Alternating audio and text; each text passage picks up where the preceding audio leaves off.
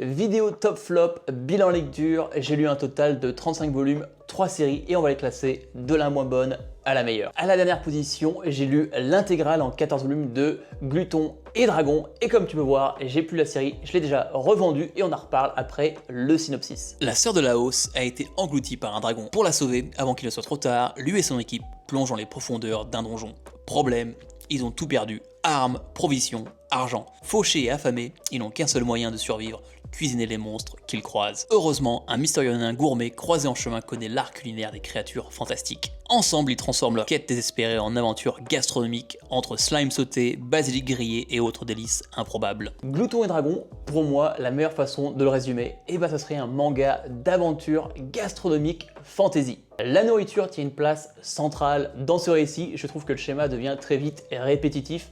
Nos aventuriers vont se battre contre une créature du donjon, l'abattre, apprendre à comment la cuisiner, se taper un petit repas entre potes et puis 2 pages plus tard, ils sont encore crevés et il faut tout recommencer. Par contre, l'univers brille vraiment par rapport à son exploration des donjons et les créatures qu'on va rencontrer tout au long du récit, qu'on connaît tous comme les dragons, les hippogriffes et bien d'autres. Au fil des tomes, l'histoire va prendre une tournure plus sombre que j'ai beaucoup appréciée.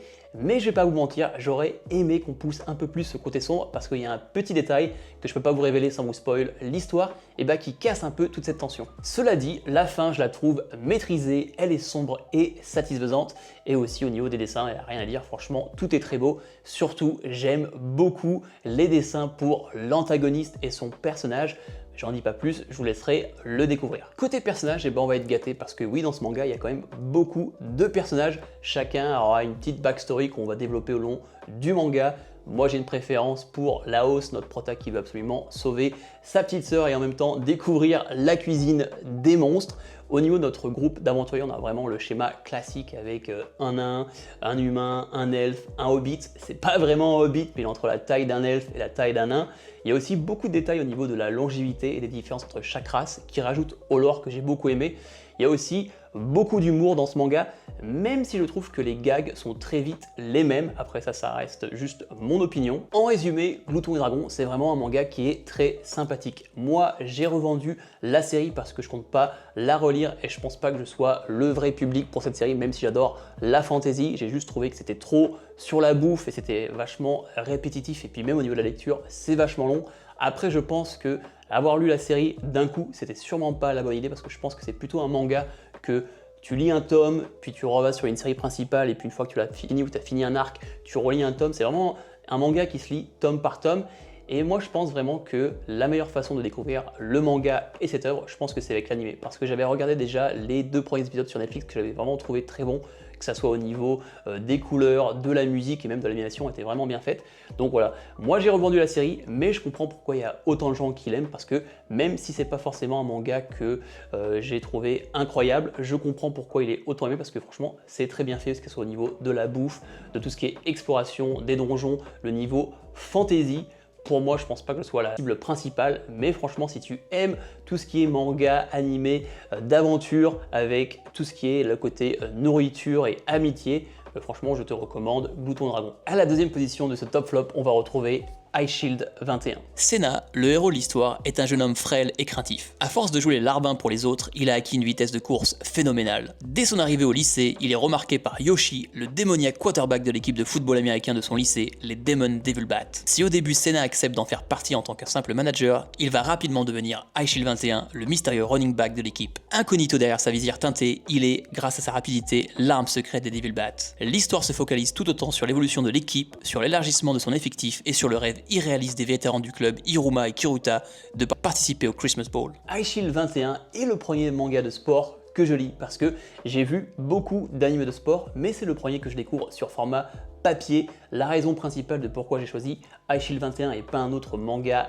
de sport est parce que au dessin, il y a le GOAT Murata qui est le dessinateur derrière One Punch Man. Et j'ai commencé à lire Eyeshield 21 et franchement, ça envoie du lourd. L'histoire suit Senna, un protagoniste classique. Il est timide, il n'a pas confiance en lui, il est plutôt faible et il va se retrouver embarqué dans une équipe de football américain et peu à peu il va commencer à s'affirmer par le sport et par le lien qu'il tisse avec ses coéquipiers. Pour l'instant, je suis qu'au début du manga, j'ai lu les 8 premiers volumes, on est au moment où on construit l'équipe petit à petit, mais j'aime vraiment la manière dont chaque personnage a ses propres problèmes. Le sport devient pour eux un moyen d'évoluer et de grandir. Ayant moi-même fait du foot pendant très longtemps, je retrouve dans Achille 21 les vraies valeurs d'un sport d'équipe. Se battre ensemble, se soutenir, progresser à travers l'effort collectif. Les matchs sont vraiment fun, c'est bien rythmé, le dessin est juste incroyable pendant les phases de jeu. Murata Inu régale, il y a un délire avec toutes les équipes ont un thème particulier. Là dans le tome 7, on vient de finir le match avec les pharaons, ils ont une défense en mode pyramide, même les joueurs ont des tronches de pharaons. Faut noter qu'il y a vraiment ce délire shonen, spectacle, il y a des mouvements limite, c'est des super pouvoirs.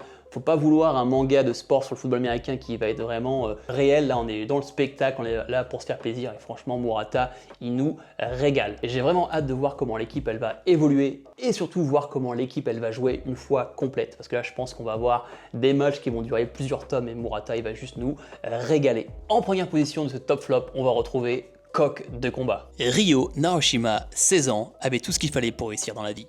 De bons résultats scolaires lui permettant d'entrer dans une célèbre université de Tokyo, une famille aisée, tout ce qu'il fallait pour pouvoir faire partie de l'élite un jour. Cependant, durant l'été, Ryo craque et tue ses parents à coups de couteau, ne laissant que sa sœur en vie. Arrêté pour le meurtre de ses parents, il se retrouve en maison de correction où il subit les pires horreurs. Il y rencontre un autre prisonnier qui lui apprendra à se défendre et à survivre grâce au karaté. Cela donnera un sens à la vie de Ryo, il deviendra un coq de combat, mais tout cela ne l'aidera pas à retrouver une place dans la société. Il y vit donc en marge, dans la violence. Coq de combat est en train de devenir mon manga de baston préféré et je l'ai même pas encore fini, je suis actuellement au tome 24. Le personnage principal, Ryo, est un anti-héros pur et dur et qu'est-ce que ça fait du bien d'avoir un personnage aussi différent de ce qu'on a l'habitude de lire, aussi dérangeant. Il sait que c'est un monstre et il assume pleinement les horreurs qu'il est prêt à commettre. Le karaté qu'il a appris pour survivre en maison de correction devient peu à peu sa raison de vivre. Il l'utilise pour attaquer, pour dominer et il est sans pitié. Les dessins sont sublimes, c'est ultra détaillé, il y a des mises en scène de